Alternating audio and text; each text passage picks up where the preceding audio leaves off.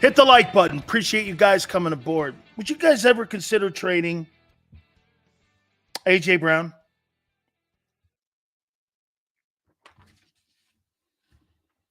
Would you ever consider trading A.J. Brown?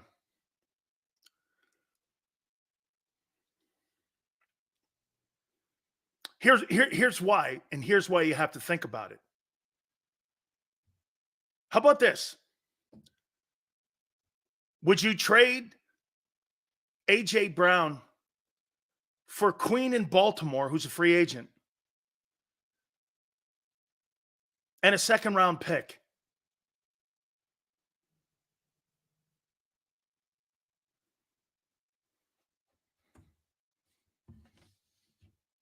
And then draft a receiver?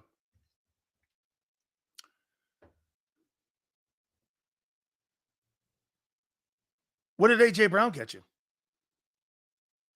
Your quarterback didn't develop with him. We didn't go anywhere with him.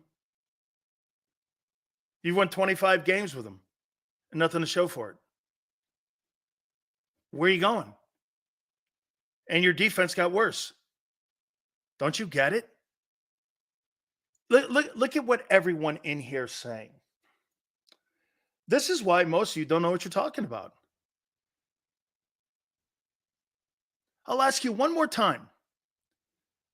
Would you consider A.J. Brown, trading A.J. Brown? No. And yet Kansas City traded Tyreek Hill, won a Super Bowl, improved their defense, and expanded the window for Mahomes to be on a Super Bowl team and a Super Bowl contender. There's a great chance that the Chiefs will be in the AFC title game next year. There's no chance you'll be in the NFC title game next year. Zero. With A.J. Brown. How do you if you think you have the quarterback, isn't that guy just a piece to the puzzle? You can't have your offense run through him. Any offense that runs their football team through a appendage, like a Tyreek Hill, like Miami, or the Eagles, you're setting yourself up for disaster. The offense has to run through the quarterback, not through a receiver. A.J. Brown was the most targeted wide receiver in the league this year. What did it get you? Losing 6 of 7 at the end of the year. It got you nothing. I wouldn't write home about really any of the wide receivers in Baltimore. I think they're talented. Zay Flowers, a kid from BC, is better than I thought. I think he could have a really fine career.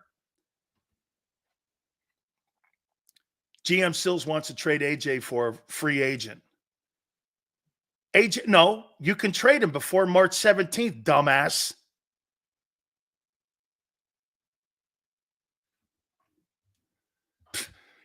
Get a book. Learn how to read. You can trade anybody before March 17th. When the new year starts. How dumb can you get?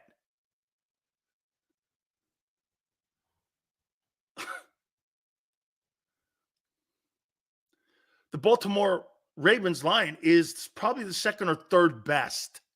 Yes.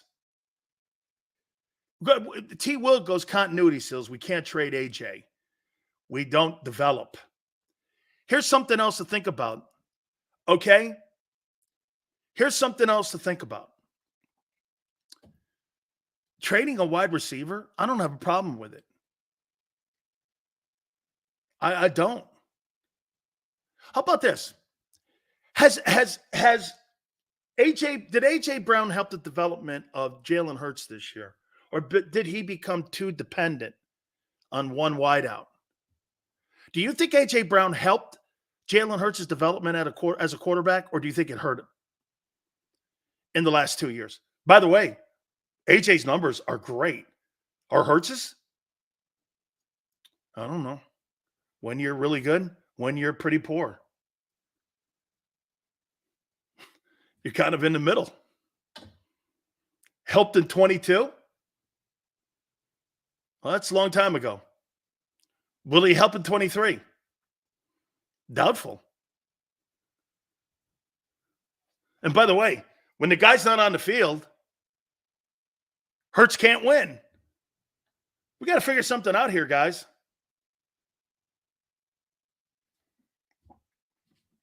You're going to need money and draft choices to fix your defense. You don't want to do that. But the Chiefs did it. The Chiefs did it, and you don't want to do it.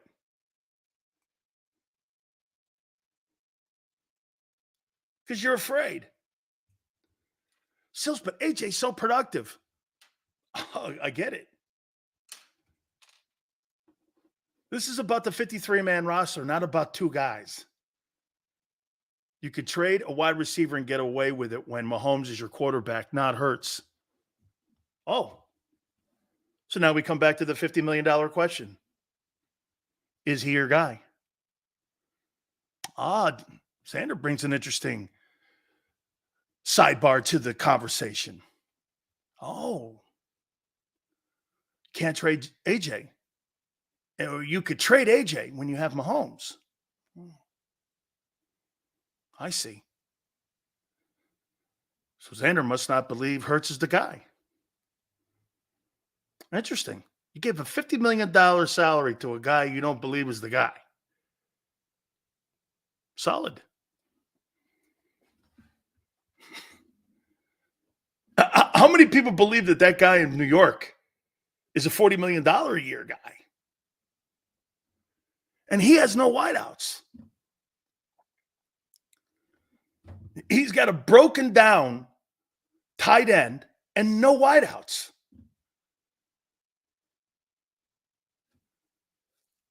Organizations make mistakes. Shit, you made one before with Wentz. Not really, because you know why? The Wentz era produced a Super Bowl. You can shit all over it all you want. Joe can write comments about the guy being a loser. Still, he holds every single season record you have. And he helped deliver a Super Bowl. And most importantly, he won home field advantage for you. And you don't win a Super Bowl if you don't have home field advantage. You've never advanced to a Super Bowl without you having home field advantage.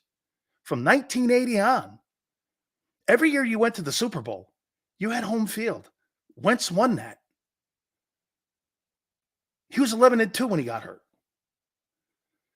He secured your home field.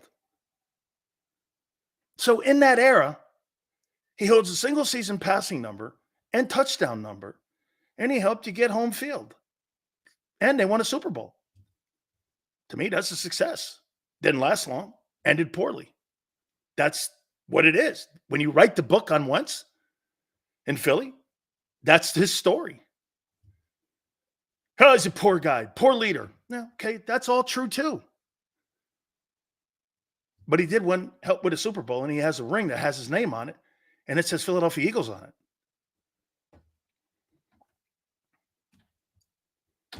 And you can't take the ring away from him. And he finished second in the MVP. And you paid him.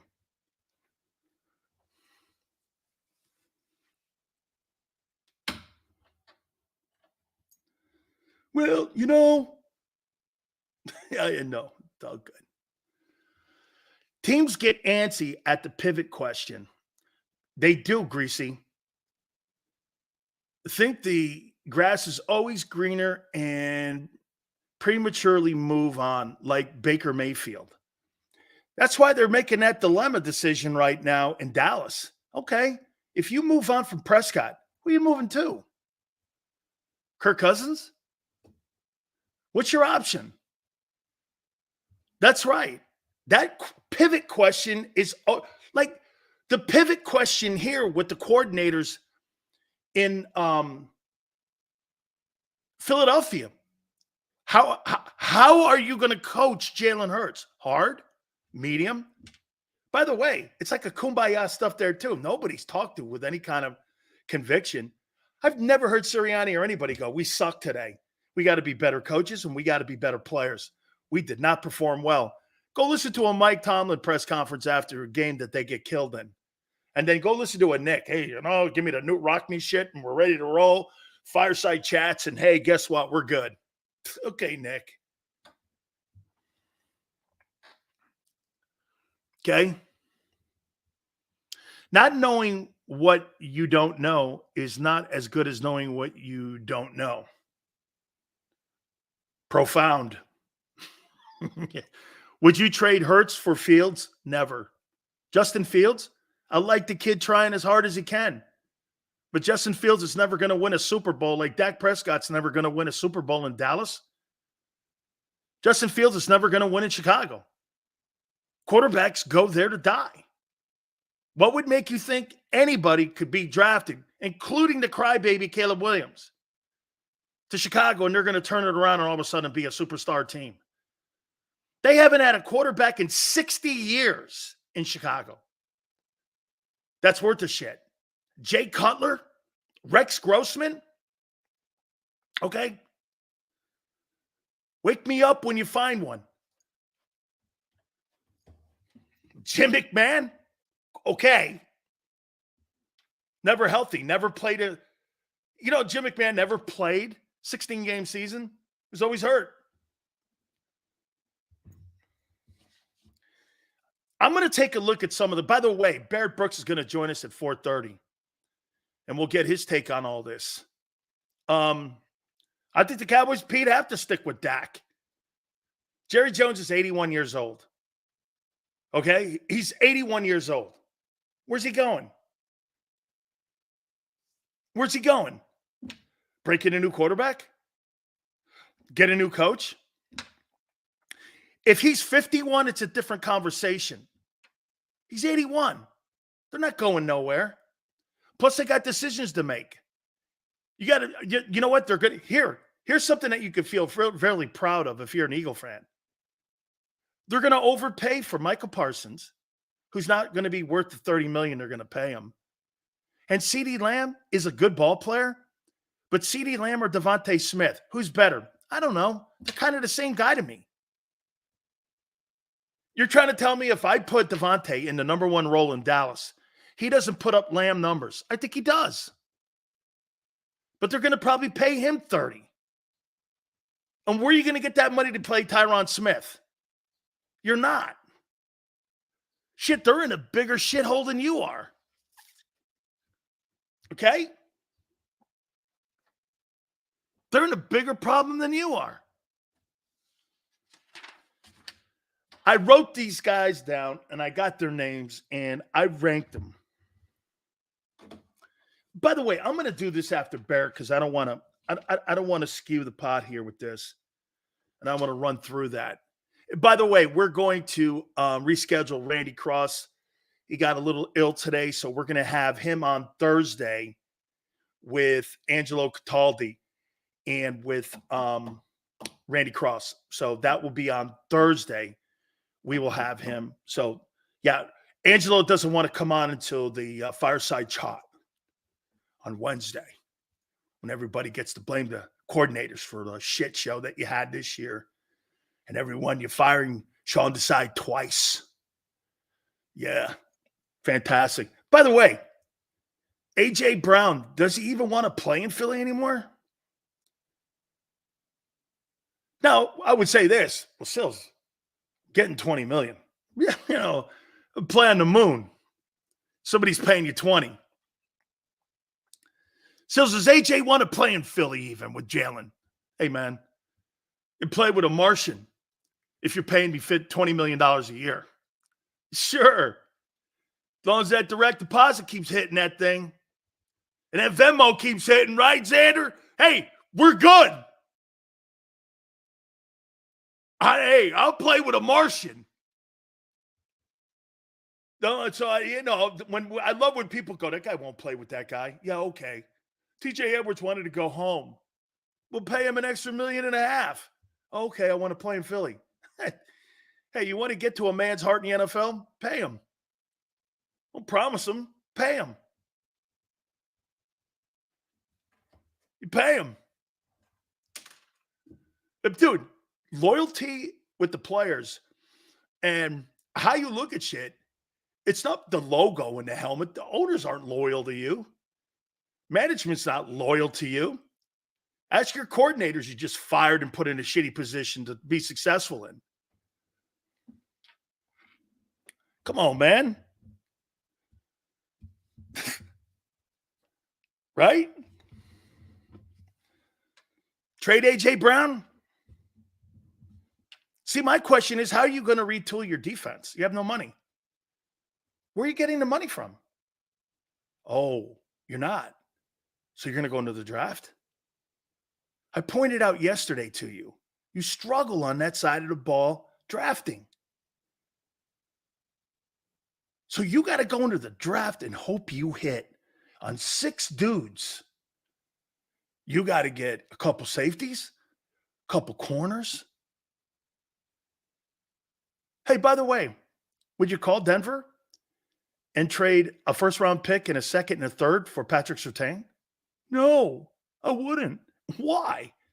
It's the guy you coveted years ago. He's only 24. And they had him on the open market, and Denver needs picks. You know why? They're in holy hell with that Russell Wilson contract. You wouldn't do that to get the best cover corner in the league. No, we want our first-round picks. Why? Because Howie and the organization are proficient at drafting corners?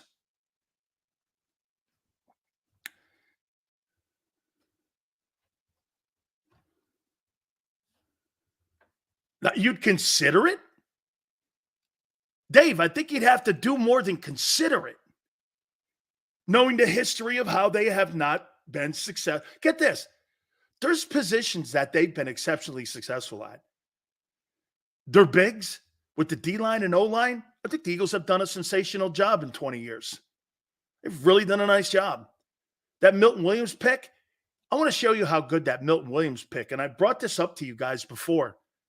Milton Williams is third-round draft choice. What year was that he was taken? 3 years ago? Is that right? 3 years ago? Milton Williams was a third-round draft choice? Okay? Think about how good that pick is. If you put Milton Williams on the open market right now, and you put him on the open market, you wouldn't get anything less than a third round. And you want to hear something crazy? He never lost his value. And he never started.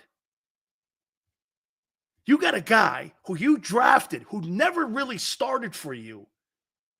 And you took him in the third round. And he's not lost his value. And if you traded him, you'd get a third rounder, maybe even a second for him right now if you put him on the open market. That's how good that pick is.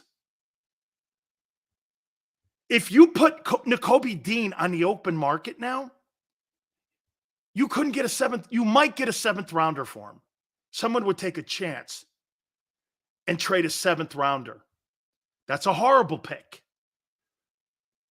Look at Josh Sweat. Josh Sweat was a fourth round pick. Okay? You put him on the open market, you might get a 2. That's a good pick. Jordan Davis, would you get a first rounder for him? For a one-dimensional player who you took 13th, I don't know if you get a first rounder for him. You probably wouldn't get a 1 for him. You'd probably get a 2. Carter, you're going to right now, because his value's high, you're going to get a 1 for him. Here, you don't have a secondary guy on the planet that is worth anything, including Sidney Brown right now. He over-pursues. He's not a great tackler. He's got to learn how to play first. There's really nothing back there that you go, well, that guy's great. The kid, Reed Blankenship, I don't know. There are just times I like him and times I don't because teams pick on him. Your entire linebacking core is awful. Awful. If you traded Hassan Reddick now, what would you get for him? He's 29 years old. He makes $15 million. You got a couple years on the deal. Is he under market value? He probably is. Or he's right there in the room between 15 and 19 million. Would a team trade for him? What would you get for him? You got to figure out how to retool your defense. You're going to have to trade some people here. You're going to have to. You don't have the money. You don't have the money. So, I mean, if you traded Reddick, I heard Jeff McClain say they're not even sure they're bringing him back. Well, trade him. Do what the Patriots did during the Brady era. What could you get for him? A 3? 3, 4? You're going to get compensation picks? If I were the Eagles, knowing their draft history, I would get as many picks as I possibly can and hope I landed on 5. I try to get as many as 12 picks. And I'm not talking about moving up. Or I would trade for veteran guys. So the sure thing can come in and help. You see, that's the one thing too. You can't trade for Devin White. That's a $20 million a year salary. Now, Devin White's lost value because the kid down in Tampa beat him out. That younger player beat him out.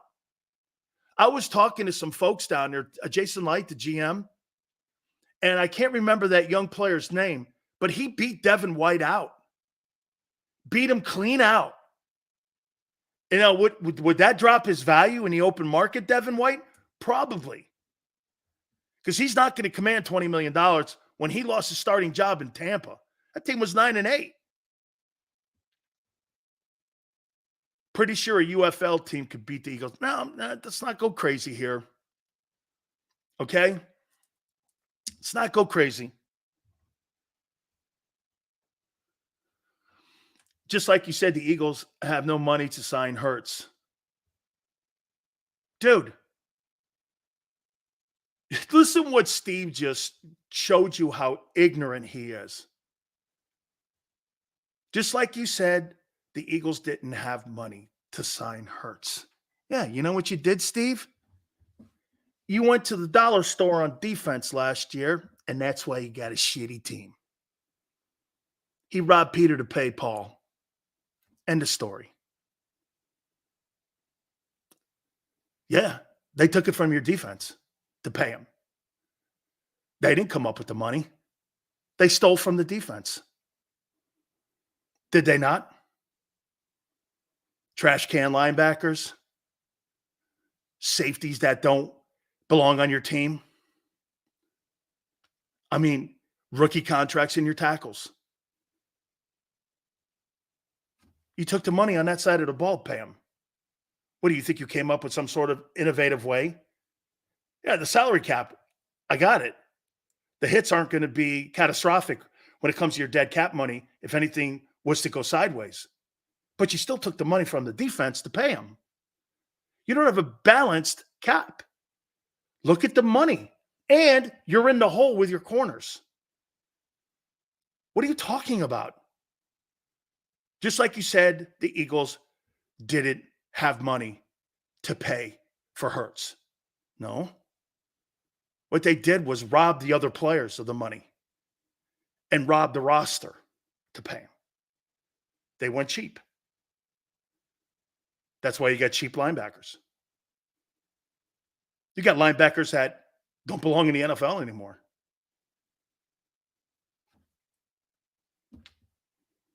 Last year, you could pay for Kaiser White and TJ. You know why? Hurts made 1.4. Now, you robbed them. End of story.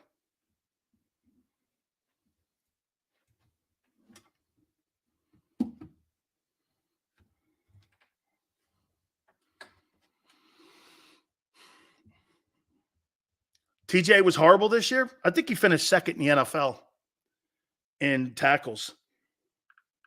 See what he did, since someone said that TJ was horrible this year. TJ Edwards stats. Let's see how horrible he was. He had 155 tackles. Who had the most tackles in the NFL in 2023? According to Deadspin, Bobby Wagner. Bobby Wagner of the Seattle Seahawks leads the NFL. Oh, he had 183. Way to go, Bobby Wagner. Another guy you could have had. And let's see. TJ Edwards finished 7th. Here are the guys that finished ahead of him.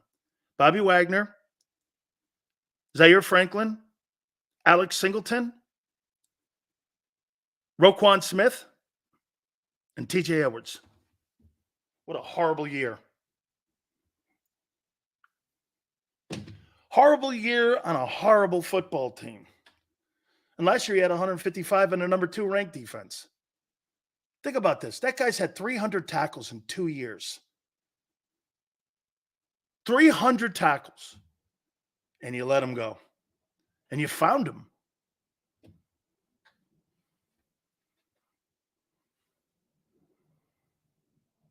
$300. Let me see that again. God, is this guy a good ball player? And you found him. He's a UDFA? That guy was a UDFA. Is that right? TJ Edwards stats. Let's see now. So get this right. Let me write this down here. For Edwards, because he was on Philly too. Since he became a starter in 21, 130, 160. Had 160 tackles last year? Wow. Okay, that's 290. And this year he had 155. This guy's had 445 tackles in 3 years. And you let him go. You let him go. He had 445 tackles this year, and you let him go. Solid. That's solid stuff, man. I'd say this, you missed him more than any player on your football team this year. How are you replacing him?